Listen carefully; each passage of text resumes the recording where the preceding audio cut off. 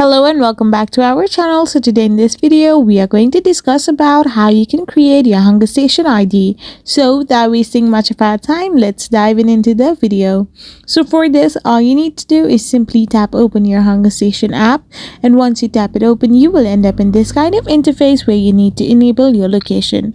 Now simply tap on the sign up or login option, and once you do this, you will be redirected to this interface.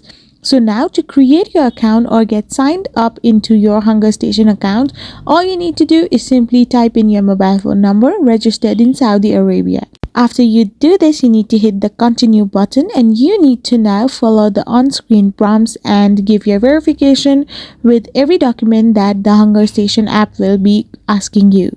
So by doing this, you can simply create your ID in Hunger Station.